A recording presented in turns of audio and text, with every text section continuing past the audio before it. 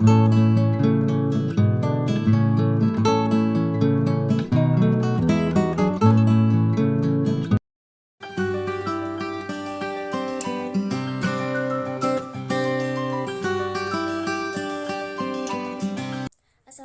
warahmatullahi wabarakatuh.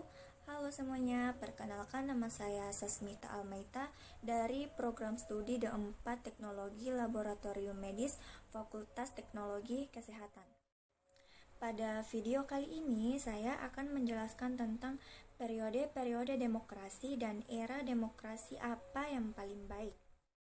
Tetapi sebelum itu kita harus tahu terlebih dahulu apa sih itu demokrasi.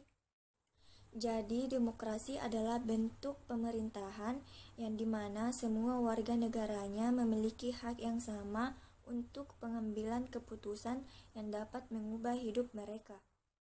Demokrasi juga mengizinkan semua warga negara ikut serta, baik secara langsung ataupun melalui perwakilan saja. Di Indonesia terdapat 4 periode demokrasi. Yang pertama, demokrasi liberal parlementer pada tahun 1945 sampai pada tahun 1959. Kedua, demokrasi terpimpin pada tahun 1959 sampai 1965. Kemudian ketiga, demokrasi Pancasila pada tahun 1965 sampai 1998. Kemudian keempat, ada demokrasi Pancasila era reformasi pada tahun 1998 sampai sekarang. Jadi dari keempat periode demokrasi yang saya sebutkan tadi, era demokrasi yang paling baik menurut saya sendiri yaitu demokrasi Pancasila era Orde Baru pada tahun 1965 sampai 1998. Mengapa demikian? Mari kita simak video berikut ini. Tujuan dari demokrasi Pancasila era Orde Baru yaitu meluruskan kembali cita-cita demokrasi Indonesia yang melenceng menjadi kediktatoran di bawah kekuasaan Presiden Soekarno selama masa demokrasi terpimpin atau Orde Lama.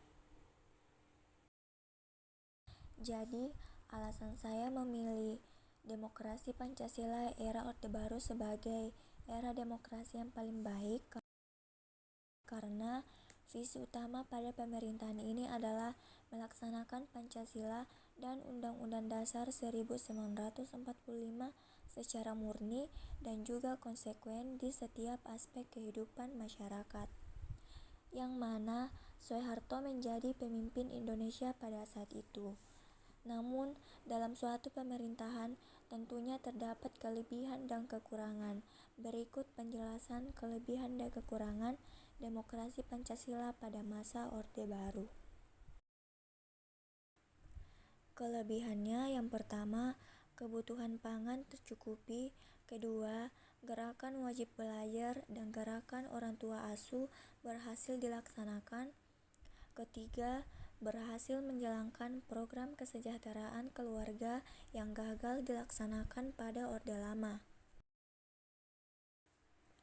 Kemudian kekurangannya yang pertama, pemerintah kota banyak memakai kekayaan.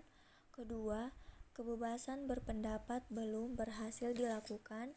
Ketiga, KKN atau biasa disebut korupsi, kolusi dan nepotisme terjadi di semua lapisan masyarakat.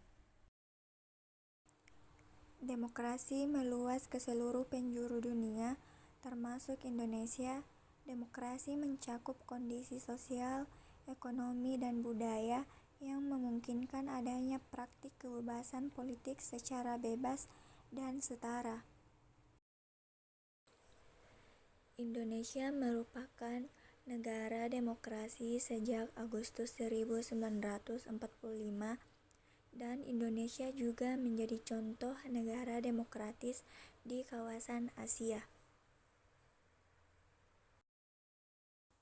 Jadi teman-teman, mungkin itu saja yang bisa dapat saya sampaikan. Mohon maaf apabila ada salah dalam bertutur kata. Sekian dari saya. Assalamualaikum warahmatullahi wabarakatuh dan sampai jumpa.